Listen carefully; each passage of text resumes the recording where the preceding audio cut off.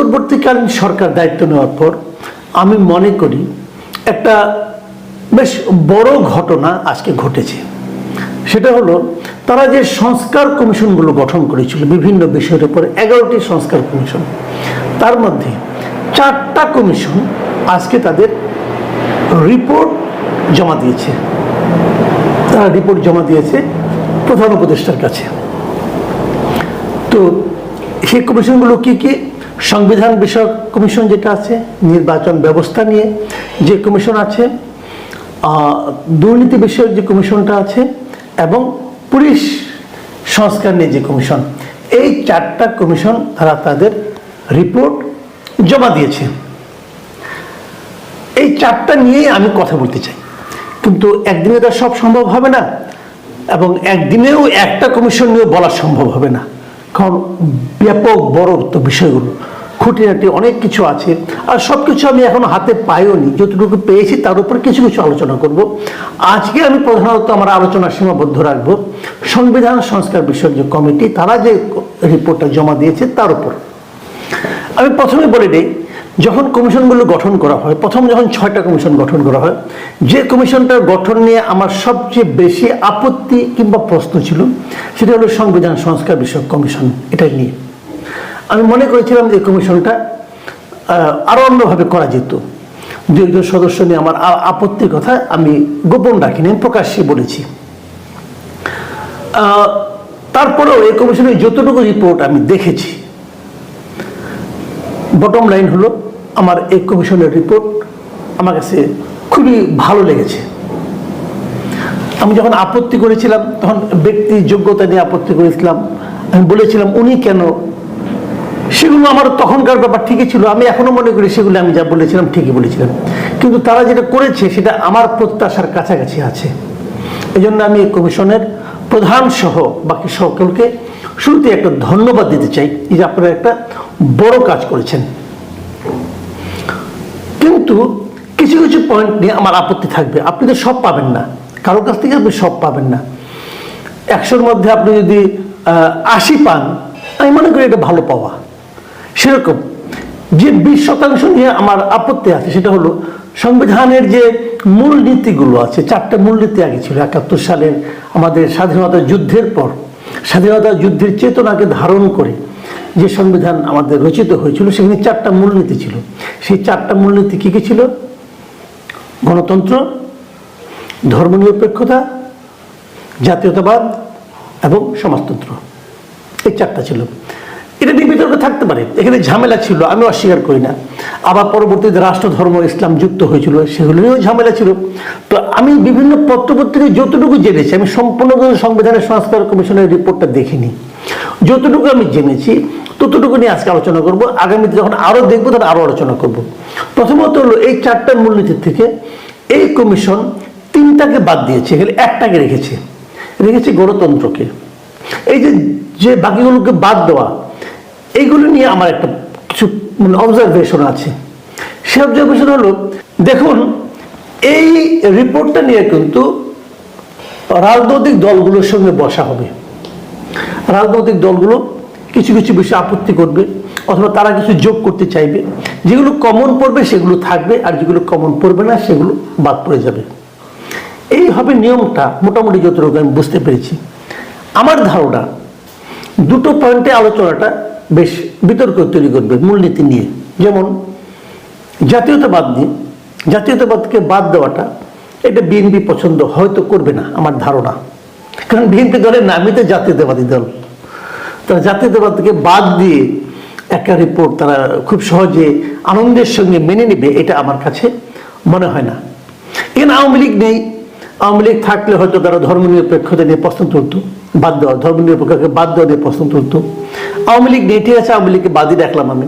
কিন্তু আরো অনেকগুলো বামপন্থী দল আছে, তারা কিন্তু ধর্মনিরপেক্ষতাকে আমাদের জাতীয় মূলনীতিতে, সংবিধানের মূলনীতিতে রাখাটা পছন্দ করবে বলে আমার মনে হয়। সেটা যখন ওরা না দেখবে তাদের আপত্তি আসবে বলেও আমার ধারণা। কিন্তু এর বিপরীতে তারা যা আনতে চেয়েছেন, সেখানে তারা 5টা মূলনীতি দিয়েছেন, 4টা জায়গায় 5টা। সেই 5টা কি? সাম্য, মানবিক মর্যাদা, সামাজিক সুবিচার, বহুত্ববাদ ও গণতন্ত্র। গণতন্ত্র আগেও ছিল। এর সঙ্গে বহুত্ববাদটা আমার পছন্দ হয়েছে। বহুত্ববাদটা মানে অনেকেই থাকবে, নানা মত থাকবে, কিন্তু আমরা একত্র থাকবো, এইটা হলো বহুত্ববাদ। বেসিক্যালি যেটা আছে, নানা ধর্মের লোক থাকবে, নানা মতের লোক থাকবে, নানা চিন্তার লোক থাকবে, তারপর বহুত্ববাদ। এটা বহুত্ববাদটা ভালো, আমার পছন্দ হয়েছে। আমি বুঝতে পারছি না সামাজিক সুবিচার, মানবিক মর্যাদা, সাম্য, এই তিনটার মধ্যে পার্থক্যটা কি? তিনটাকে আলাদা আলাদা করার দরকারটা কি ছিল আমি বুঝতে পারলাম না। সামাজিক সুবিচার যদি হয় তাহলে মানবিক মর্যাদাও থাকবে। কার জন্য এগুলি? জনগণের জন্য তো। যেখানে সামাজিক সুবিচারটা আছে সেখানে মানবিক মর্যাদা না থাকার কি কারণ থাকতে পারে? আবার সেখানে সাম্য না থাকার কি কারণ থাকতে পারে? সাম্য, মানবিক মর্যাদা এবং সামাজিক সুবিচার, এই তিনটা আসলে একই বিষয়। তিনটাকে আলাদা আলাদা তিনটা করাটা আমার কাছে একটু বাহুল্য মনে হয়েছে। এই জায়গাটাতে আমার মনে হয় যে একটু নতুনভাবে চিন্তা করা যেতে পারতো। আর জাতীয়তাবাদ এবং ধর্মনিরপেক্ষতাকে বাদ দিতে হবে কেন? ওটা বিএনপির, এটা আওয়ামী লীগের, এই জন্য যে আওয়ামী লীগ বিএনপিকে মাইনাস করা?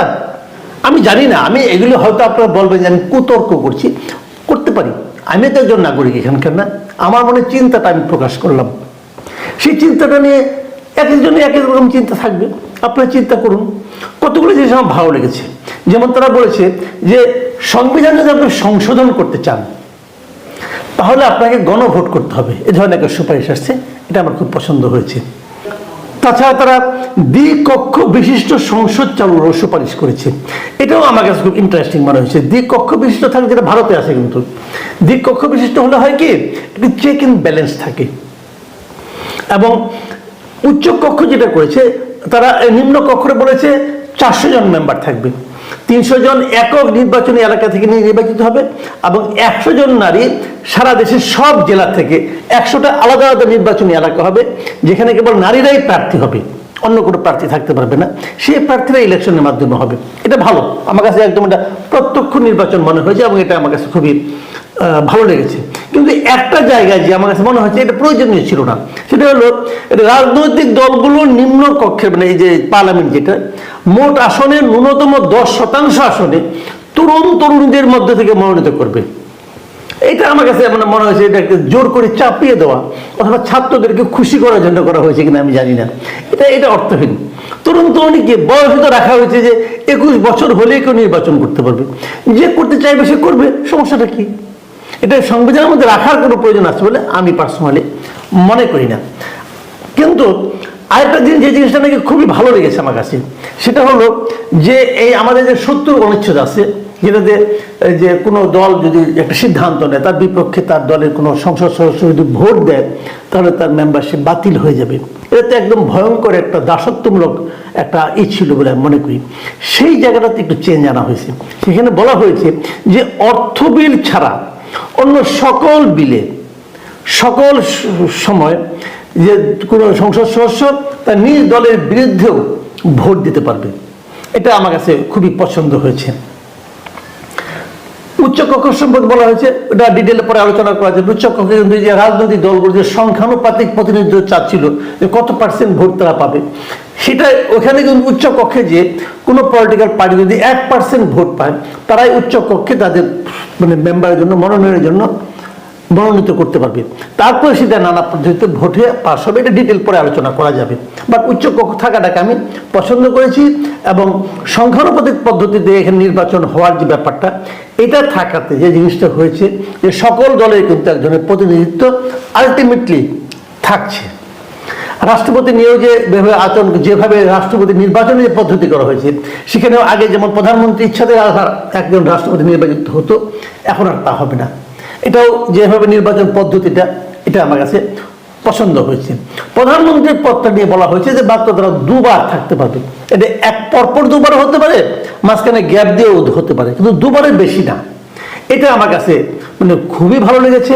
এবং আরেকটা কথা বলা হয়েছে, যিনি প্রধানমন্ত্রী থাকবেন তিনি দলীয় প্রধান থাকতে পারবেন না, এবং তিনি সংসদ নেতাও হতে পারবেন না। মানে ক্ষমতার একটা মানে ভাগ করে দেওয়া, ক্ষমতাটাকে এক কেন্দ্রে না রাখার যে প্রস্তাবগুলো এসেছে, এটাও আমার কাছে পছন্দ হয়েছে। তারপর অন্তর্বর্তী সরকার এসেছে। নতুন নির্বাচনের সময় অন্তর্বর্তী সরকার থাকবে, এবং সেটা হবে অনেকটা তত্ত্বাবধায়ক সরকারের আদলে হবে। সেই ফরম্যাটগুলো ডিটেল আরও আসছে, এগুলো নিয়ে পরে হয়তো আলোচনা করা যাবে। সব মিলিয়ে আমি বলবো যে মোটামুটি আমার কাছে মানে এর চেয়ে খুব ভালো কিছু হয়ে যেত এটা আমার কাছে মনে হয় না।